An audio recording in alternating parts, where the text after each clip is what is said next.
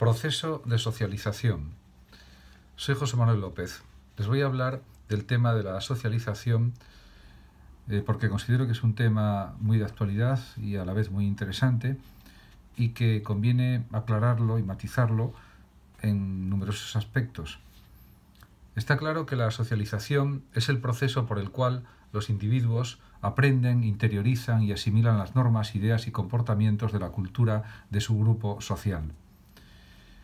Este es un proceso que dura toda la vida, ya desde la infancia, aunque diríamos que la etapa fundamental es la de la infancia, adolescencia y la juventud.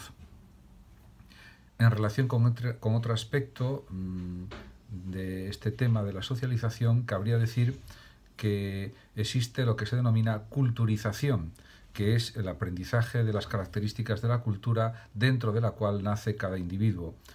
Hay que aprender una serie de contenidos culturales, de normas, de actitudes, de planteamientos, lo que se debe hacer, lo que no se debe hacer, formas de respeto, formas de saludo, etcétera, etcétera.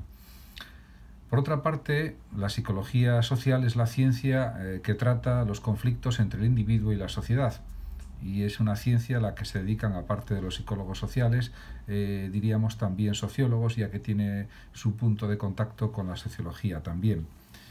Se puede decir que entre la individualización y la socialización existen profundas conexiones. Un individuo intenta formarse con su propia forma de pensar, de sentir, de actuar, etcétera, pero a la vez está en relación con las demás personas, está en convivencia con los demás y, por tanto, existen unos nexos indudables entre las condiciones de la sociedad y las condiciones del individuo.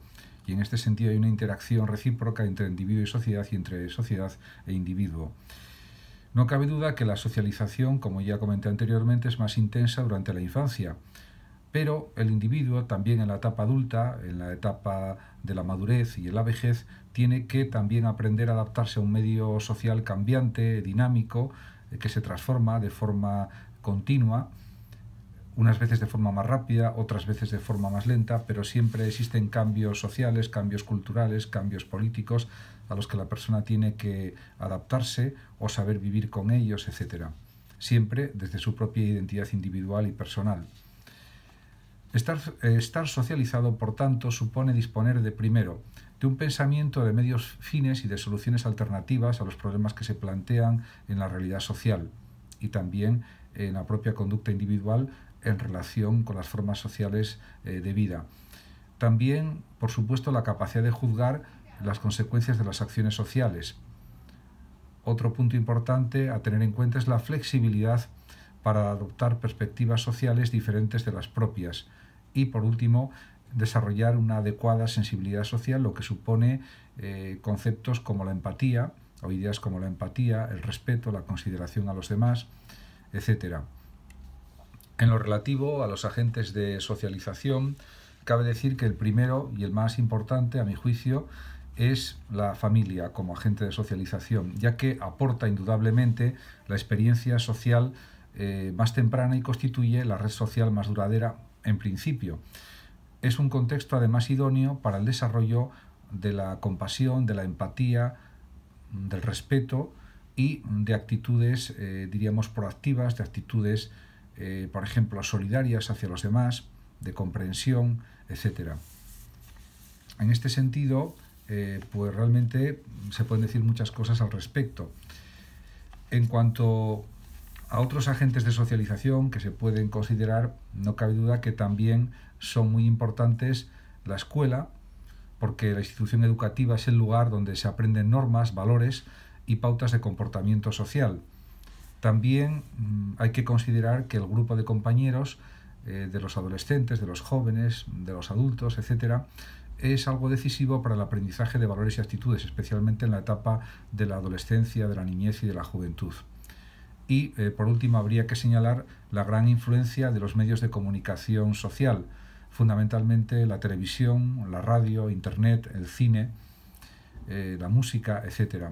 Su influencia es inmensa porque está claro que, según las estadísticas, según los estudios sociológicos, las encuestas que realizan los sociólogos, se sabe que los jóvenes pasan de promedio de término medio, unas 4 o 5 horas delante de una pantalla del televisor o del ordenador, del móvil, etc. Y por tanto, los modelos que ven a través de la televisión, las pautas culturales que también ven, también en Internet, etcétera, todo eso influye más o menos en su conducta o puede influir, y por tanto son medios que son unos poderosos agentes de socialización. Ahí la cuestión clave es que los contenidos que se ofrecen en televisión en Internet sean los más apropiados, sean contenidos positivos, sean contenidos adecuados para las distintas franjas de edad, etc. En relación con otra cuestión que va unida a la socialización, cabe hablar de la cultura. Está claro que cada cultura es diferente en el planeta y todas tienen unos rasgos positivos y negativos. Por ejemplo, en las grandes metrópolis como Nueva York, París, Berlín, etc., existen ejemplos de una convivencia entre etnias diferentes donde predomina indudablemente la diversidad cultural. Y esto pues no es algo negativo, sino positivo, porque todas las culturas tienen que ser respetadas.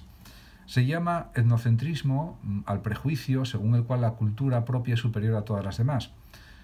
Y por cierto, no hay que caer en este etnocentrismo a la hora de juzgar otras culturas que son diversas, que son diferentes a la propia.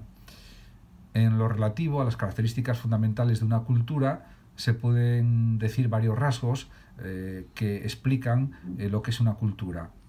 Por ejemplo, una cultura es aprendida, ya que se transmite de una generación a otras. Y este proceso de aprendizaje de los modos culturales, las formas culturales, los contenidos culturales, se llama enculturación. Además, otra característica de la cultura es que es simbólica. Las culturas se influencian unas a otras, se comunican unas con otras y esto hay que tenerlo también presente. Además, es compartida una cultura, ya que es un patrimonio de personas y de grupos humanos y no exclusivamente de los territorios.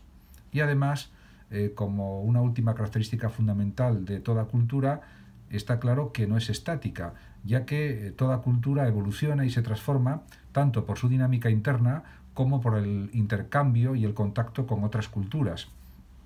En este sentido, se puede afirmar que la interculturalidad es la reflexión y es la relación en condiciones de igualdad entre diferentes culturas.